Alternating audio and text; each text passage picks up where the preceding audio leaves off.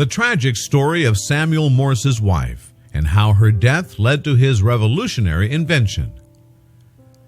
Samuel Morse, a 34-year-old husband who is a painter and inventor of the famous code as well.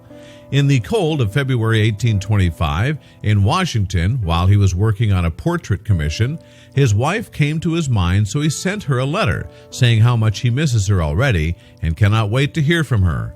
He did not know that was his last message that he would send her to read, because death stole her from him as fast as a heart attack can stop a person's life.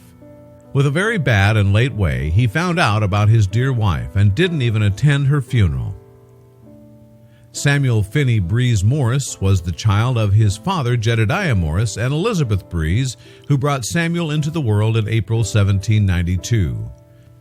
Morse Sr. was a believer of Calvinism, which is a major branch of Protestantism that follows the theological tradition and forms of Christian practice. He aimed to maintain the founding Puritan tradition of America.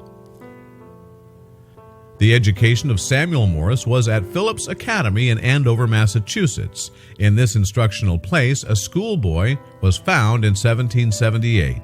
He proved such a premature artistic talent, although he was not that much of an eminent student, but still he managed to deserve going to Yale College to continue his studies there.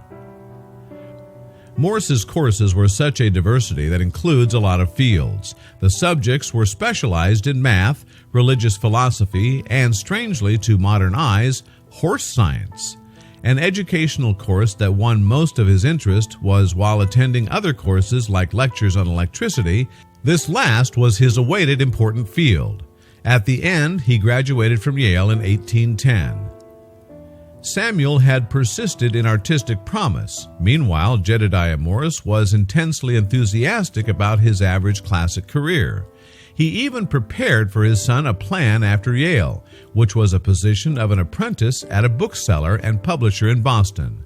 The young Morse was not a fan of what his father arranged for him and made him change his mind. Thus, the father eventually decided to uphold his artistic aspirations.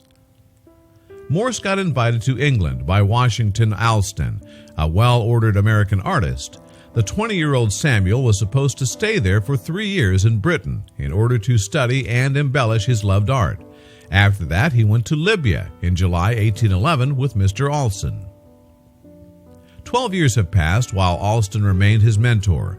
Morse became a prestigious member of an arts institution in London, and in 1815 he finally returned to America to carry on with his painting in Boston. In 1818, he met the love of his life, Lucretia Walker, whom he married, lived 7 years with her, and had 3 wonderful children.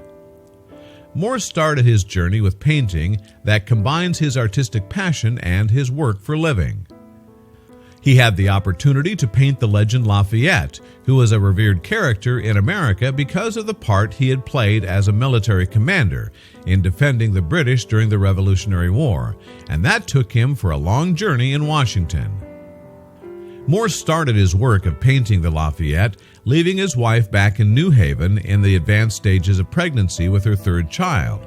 However, nobody knew the tragedy that will happen to his dear wife while he is far from home. Lucretia had her last letter sent to her husband, which she wrote emotionally, putting her heart out on paper. Morse had a heartwarming pleasure to receive it. Nevertheless, the letter sent after that one was from his father, and he had to know through it the heartbreaking news of his died beloved. Samuel Morse had barely survived the painful event and had to remain strong to fight for his 3 angelic children.